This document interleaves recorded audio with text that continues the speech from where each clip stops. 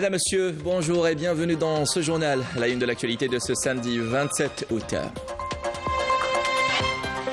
Troisième jour de la visite officielle du président français Emmanuel Macron en Algérie. Hier, le président de la République Abdelmajid Tebboune, chef suprême des forces armées et ministre de la Défense nationale, avait présidé avec son homologue français une réunion des responsables des services de sécurité des deux pays, qualifiée de la première du genre à ce niveau depuis l'indépendance. Et le président de la République française se trouve actuellement à Oran.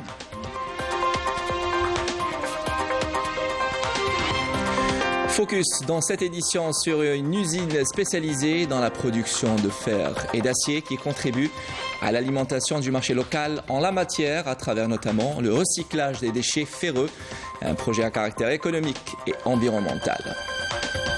Immersion dans les coulisses des douanes algériennes à l'aéroport international Houari Boumediene d'Alger où un dispositif spécialisé, plutôt spécial, saison estivale a été mis en place au profit des voyageurs. Reportage dans cette édition.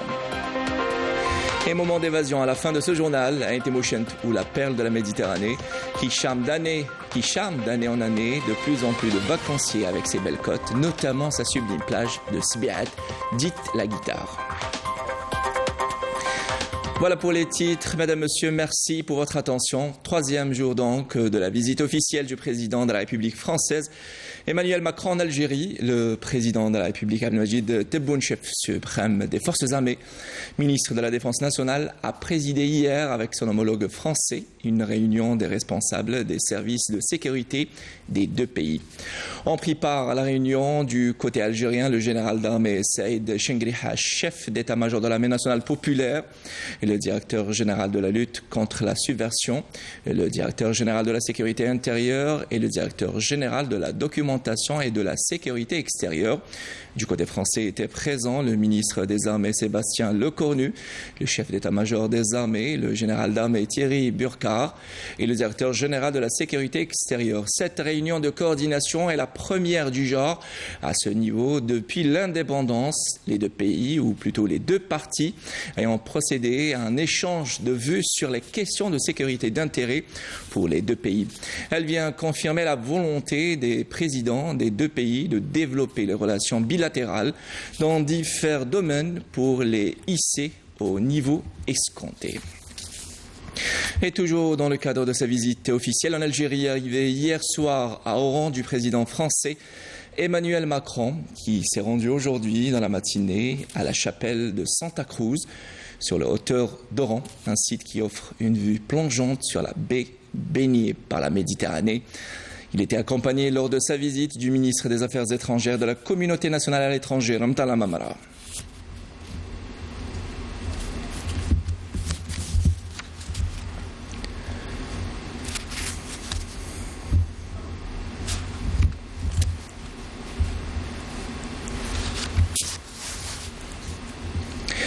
Et hier, en fin d'après-midi, le président de la République française, Emmanuel Macron, avait effectué une visite à Jama al-Jazair al-Kabir, à Al-Mohammadia à Alger.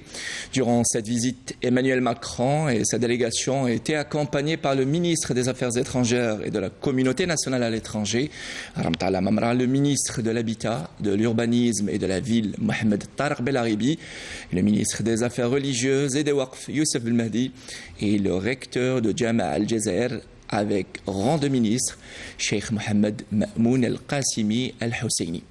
Le président français a contemplé cet édifice religieux, culturel et scientifique en écoutant les explications fournies par les responsables de cette mosquée, la plus grande d'Afrique et la troisième plus grande au monde. À la fin de cette visite, des cadeaux symboliques ont été remis au chef d'État français et sa délégation.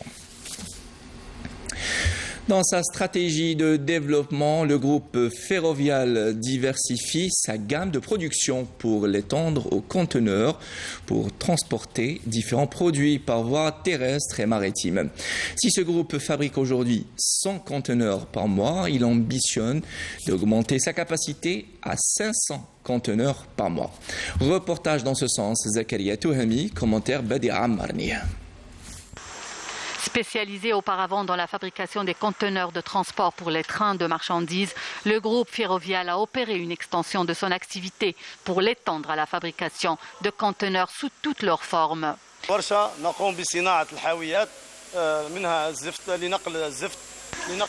Nous fabriquons au niveau de cet atelier des conteneurs pour le transport du goudron et différentes autres marchandises, y compris par voie maritime. Nous fabriquons aussi des conteneurs frigorifiques et même pour le stockage, ainsi que des conteneurs aménagés pour les chantiers.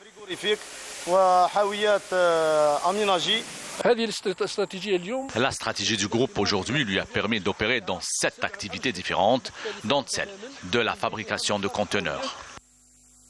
Les cadres algériens évoluant au sein de ce groupe ont relevé le défi et pu fabriquer des conteneurs 100% made in Algérie. Nos produits sont 100% algériens, y compris la matière première qui provient du complexe d'El Hadjar.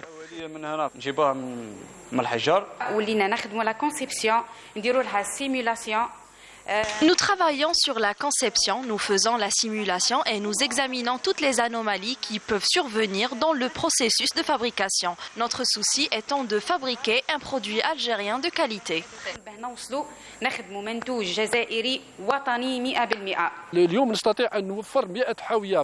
Nous avons la capacité aujourd'hui de fabriquer 100 conteneurs par mois. Nous avons vendu 120 conteneurs utilisés pour l'exportation du goudron vers plusieurs pays africains. Nous avons signé un contrat la semaine passée avec le groupe Naftal pour une commande de 100 conteneurs. Le défi du groupe Ferrovial est d'atteindre une capacité de production de 500 conteneurs par mois, ce qui facilitera le transport des marchandises par voie terrestre et maritime. Et de son côté, l'usine de Tezoura dans la wilaya de Ain Timoushen, spécialisée dans la production de fer et de l'acier, contribue à l'alimentation du marché local en matière de fer, à travers notamment le recyclage des déchets. Un projet à caractère économique et environnemental dont la main-d'œuvre est algérienne avec un nombre de 600 employés. Reportage Nawel Smail Ferragui, commentaire Majda Jahmouna. C'est ici, dans la zone industrielle de Tezoura à Ain Timoushen, que se trouve l'usine de production de fer et d'acier spécialisée dans le recyclage des déchets ferreux, une opération qui nécessite plusieurs étapes. Je suis panneau opérateur. Ma mission consiste à récupérer les lingots des fours chauffants. Après cela, les lingots passent eux aussi par d'autres étapes avant de devenir de l'acier pour la construction. En premier lieu, nous collectons les déchets ferreux de différentes wilayas. Nous les transportons à l'unité de triage, puis nous passons au nettoyage, avant de les faire fondre dans des fours à haute température pour obtenir au final une matière semi-finie sous forme de lingots. Cette usine de recyclage a permis la création de nombreux postes d'emploi. J'ai rejoint cette usine en 2015. Au début, j'avais quelques difficultés à trouver un emploi stable. Puis j'ai été formé et aujourd'hui, j'ai de l'expérience dans ce domaine.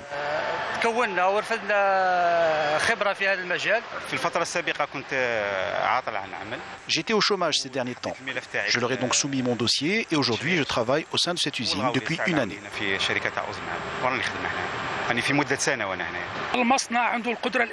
La capacité de production de notre usine atteint les 450 000 tonnes annuellement.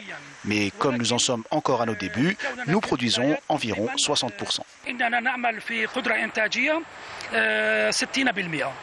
Ce projet prometteur à caractère économique et environnemental vise à encourager la production locale pour tendre vers l'autosuffisance et réduire le recours aux importations.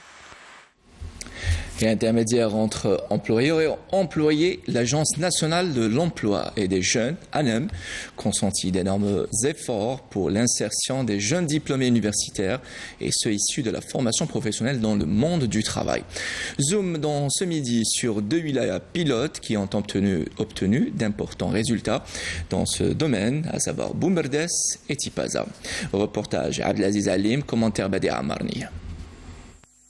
Le taux d'insertion professionnelle à travers le pays de l'ordre de 78%. C'est là l'œuvre de l'Agence nationale de l'emploi, ANEM, qui a consenti d'énormes efforts dans ce domaine.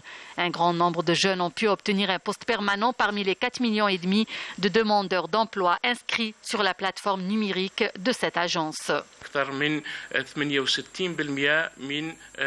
À ce jour, nous avons inséré plus de 68% des demandeurs inscrits dans le dispositif d'aide à l'insertion professionnelle dans l'administration publique et plus de 10,5% ont été insérés dans le secteur privé.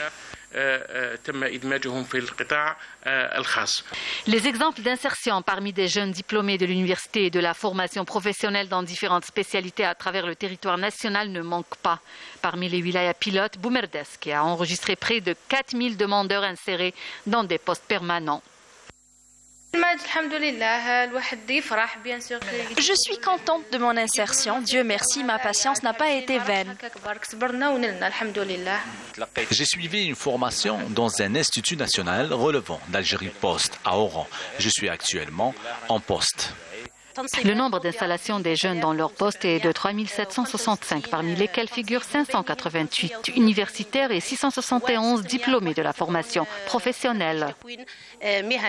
À Tipaza également, de nombreux diplômés ont été insérés dans des postes correspondant à la spécialité demandée. Le taux d'insertion dans cette wilaya a atteint près de 80%. J'ai obtenu un poste d'architecte ingénieur d'État. Je travaille au niveau de la direction de la jeunesse et des sports de Tipaza au service de sport. Bureau, chargé des associations, les conditions de travail sont excellentes. Ce sont les deux catégories CID et CIP qui ont bénéficié de l'opération finale d'insertion. Nous avons atteint un taux dépassant les 79%. À travers 58 filiales de wilaya et 173 annexes locales, le programme national de l'insertion professionnelle se concrétise sur le terrain en toute transparence en adoptant une plateforme numérique permettant aux demandeurs d'emploi le suivi de leurs demandes d'emploi et d'être au fait des propositions existantes dans le monde du travail au niveau national et régional. Et justement, parlant de plateformes numériques, et pour encourager les jeunes porteurs de projets à créer leur propre entreprise, une nouvelle plateforme numérique nommée DZTech a été lancée pour permettre aux jeunes d'échanger leurs idées et expériences pour la création de projets d'investissement. Reportage Fouziet Edge, commentaire Yamina Saïdji. Encourager la création de start-up, aider les porteurs de projets à donner vie à leurs idées, tester et valider leur faisabilité et poser les bases d'une entreprise solide, ce sont là les objectifs du camp d'excellence algérien dédié aux start-up, qui inclut également l'organisation de sessions de formation à l'entrepreneuriat, au génie financier et au business leadership.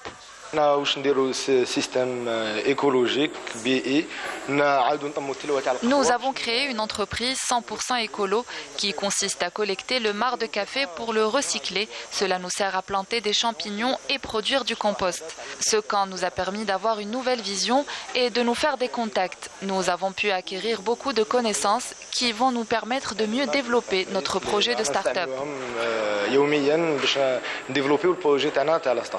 Nous avons participé au dernier événement Camp des Aides, organisé à Skikda, où nous avons remporté la première place.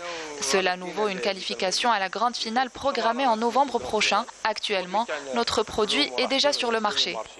Une nouvelle plateforme numérique a été mise en service pour mettre en contact tous les porteurs de projets innovants, les start-upers et les investisseurs, afin que chacun puisse trouver des solutions aux problèmes rencontrés dans tous les domaines. C'est une plateforme numérique qui rassemble tous nos projets. C'est aussi une plateforme qui sert à abriter, accompagner, encourager et encadrer tous les jeunes porteurs de projets à travers les 58 wilayas. L'objectif de ce camp est de créer un réseau rassemblant tous les porteurs de projets et leur offrir un environnement favorable au développement de leur future entreprise, adaptée aux spécificités de chaque wilaya. Et la commission sectorielle chargée de l'indemnisation des sinistrés des incendies qui ont touché plusieurs wilayas du pays poursuit son travail. L'opération d'indemnisation débutera début septembre selon des responsables au ministère de l'Agriculture et du Développement rural. Et en solidarité avec les sinistrés suite aux incendies qui ont touché certaines wilayas de l'est du pays, une caravane a pris le départ à partir de la wilaya de Tismsilt vers Soukharas, transportant des produits alimentaires, des médicaments et de la literie, témoignant de l'esprit d'entraide entre les Algériens dans les moments difficiles. Et au volet international, la Tunisie a rappelé aujourd'hui son ambassadeur à Rabat, mesure prise pour protester contre la décision marocaine de rappeler la veille son ambassadeur en Tunisie suite à l'accueil du président de la République arabe sahraoui démocratique Brahim Ghali à Tunis, qui prend part aux travaux de la conférence internationale de Tokyo sur le développement de l'Afrique. La mesure prise par Rabat de rappeler son ambassadeur à Tunis a été dénoncée par la Tunisie, qui rappelle sa complète neutralité dans le respect de la légitimité internationale. Brahim Ghali, à la tête d'une importante délégation, avait été accueilli par son homologue tunisien Kais Saïd. Les deux chefs d'État se sont entretenus par la suite au salon d'honneur de l'aéroport. Le Maroc, frappé de plein fouet par une pénurie d'eau potable sans précédent, une situation qui pèse sur l'approvisionnement des foyers en eau potable, notamment dans les zones rurales. Une sécheresse qui fait craindre le pire dans un pays où la situation socio-économique ne cesse de se dégrader, nous dit Edmina Saïdji. Barrage à sec, culture assoiffée, secteur agricole réduit à néant et un peuple aux abois. En plus de la situation socio-économique insoutenable au Maroc, la pénurie d'eau fait planer le spectre de la soif et de la sécheresse sur les villes marocaines. Les experts en économie pointent du doigt la mauvaise gestion du Merzen, responsable de la pire crise jamais enregistrée depuis plus de 40 ans. Après plusieurs années de sécheresse, le manque d'approvisionnement en eau potable, qui a affecté jusque-là les campagnes, s'est étendu désormais à toutes les villes et centres urbains marocains.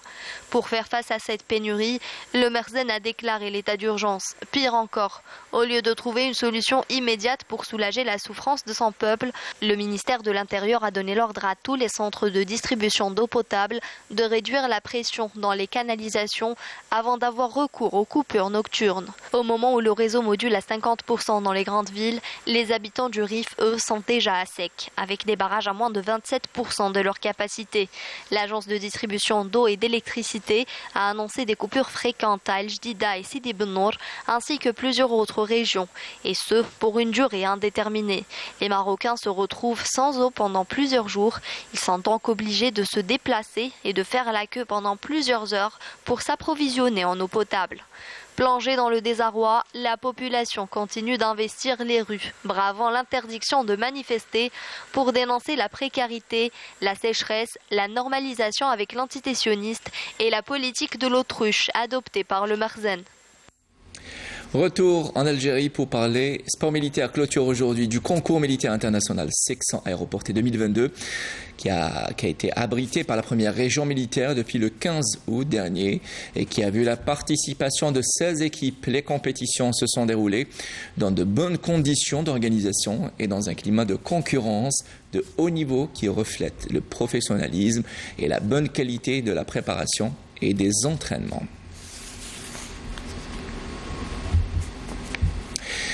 Plusieurs facilitations ont été mises en place par les douanes algériennes à l'aéroport Ouari Boumediene d'Alger, notamment durant cette saison estivale où un dispositif spécial a été mis en place au profit des voyageurs. Immersion dans les coulisses des douanes algériennes dans ce reportage signé Yasmine Moussaoudi. À l'aéroport international d'Alger, la fin de la saison estivale se fait déjà sentir. Chaque jour, des milliers de vacanciers prennent l'avion pour rentrer chez eux. Après avoir passé les formalités d'usage, un arrêt au niveau des services des douanes est obligatoire. Bonjour madame. Avez-vous quelque chose à déclarer madame ? Rapidité, gain de temps, chaque année, les services des douanes algériennes mettent en place un dispositif spécial pour la saison estivale, au grand bonheur des voyageurs. Je rentre à Avignon en passant par Marseille et je suis passé par la douane mais je n'ai jamais eu de problème ou de soucis particuliers. Au contraire, l'accueil était agréable, tranquille. Bon accueil, tout s'est bien passé, c'est rapide, pas de problème, rien. Bonne expérience, très bonne expérience. On a toujours été bien accueillis ici. D'ailleurs que ce soit par la douane ou la police aussi, la PAF, très bon accueil. Ils sont près de 500 douaniers à veiller jour et nuit au bon déroulement des opérations. Un registre de doléances est mis à disposition des voyageurs pour faire part de leurs avis et recommandations. Donc le passager peut mentionner toutes ses préoccupations ou bien ses avis concernant le traitement, son passage et ses avis. Les douaniers restent à l'affût de la moindre infraction. Ce voyageur arrivé de Montréal a ramené dans ses valises des jumelles, un objet strictement interdit.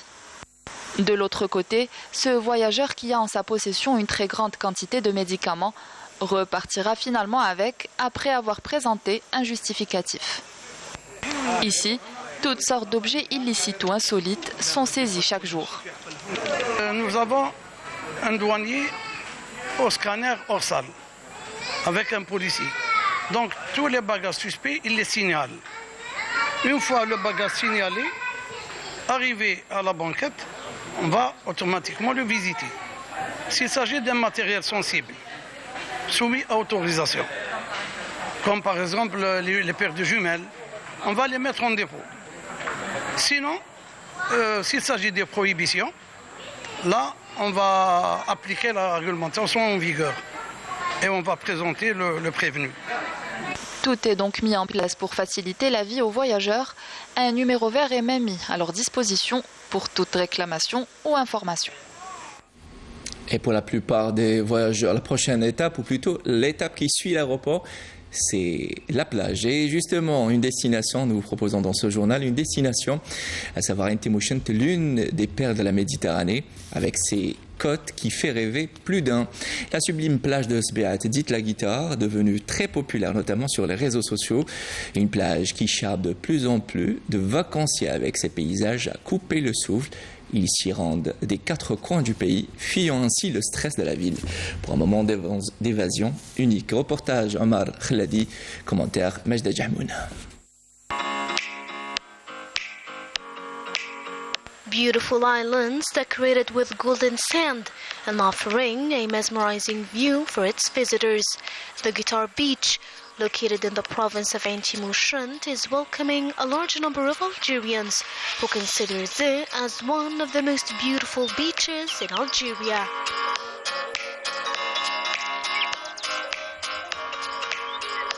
C'est la première fois que It's my Voilà, c'était juste un petit aperçu, un avant-goût, juste pour vous donner envie de découvrir, redécouvrir, notamment sur les réseaux sociaux, cette très belle plage à Intimushent appelée Sbeat ou la guitare. Voilà qui termine ce journal. Madame, monsieur, merci de nous avoir prêté attention. Prochain rendez-vous de l'information, ça sera à 19h. J'aurai le plaisir de vous retrouver ce soir. L'info, on continue tout de suite. La météo de Mina Abed. Ensuite, des programmes sur Canal Algérie. Bon appétit si vous êtes à table et à tout à l'heure.